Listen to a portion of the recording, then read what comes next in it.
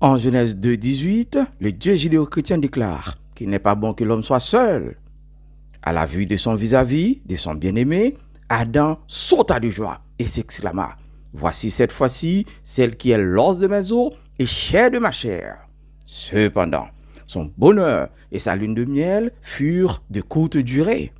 Et depuis, les couples se font et se défont, se déchirent et s'entretuent, comme dans un combat de coq, un combat de boxe et un combat de taureau, pour des raisons diverses, telles que l'incompatibilité de caractère, problème de chômage, de répartition des tâches domestiques, sans oublier celui de l'impotence et de l'infertilité.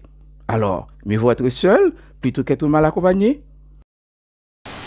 Agir et exprimer clairement ses sentiments. Les tromperies, entre parenthèses, et tromperies de soi-même, qui durent dans le temps, ont de sérieuses répercussions. Alléluia! Kalina fait droit. L'une d'entre elles est de faire souffrir l'autre en lui faisant percevoir l'évident foi relationnel. Prisonnier de la routine, se sentir seul dans son couple est plus probable lorsque la routine se fait plus présente. Il existe des périodes où nous nous laissons simplement emporter. Le travail, le téléphone, les obligations, les enfants, etc. Tout cela nous entraîne dans un rythme mécanique où il n'y a pas de place pour l'amour, pour nous regarder dans les yeux et nous retrouver. Au final, même les conversations deviennent routinières. Cela effrite l'amour et l'intimité. Alléluia! Vive l'évangile! Nous pouvons essayer de l'affronter en mettant en place des changements nous-mêmes ou recourir à un professionnel. Dans tous les cas, la passivité ne règle que rarement le problème.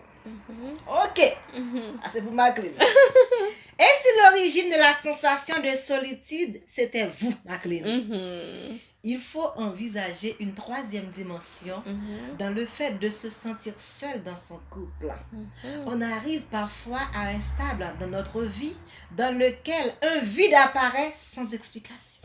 On y trouve un mélange d'insatisfaction, de questions existentielles, voire de peur vis-à-vis de ce qui nous entoure. Les situations de ce type sont plus courantes que nous le croyons. Il existe des personnes qui se sentent seules dans leur relation de couple parce qu'elles ne sont plus les mêmes. Elles se sentent frustrées de ne pas avoir ce qu'elles désirent. Dans ces cas-là, il n'y a pas de coupable.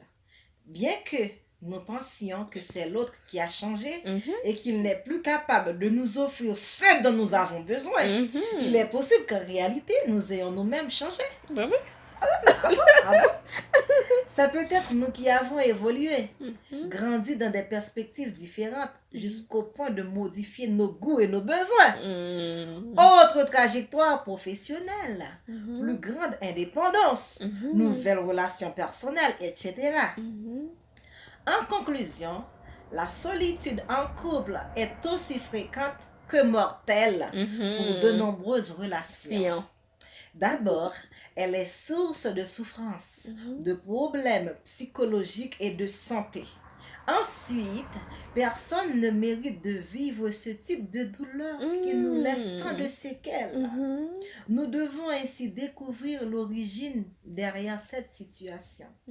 Parlons avec notre partenaire et solutionnons ce problème en étant sincères, respectueux et responsables.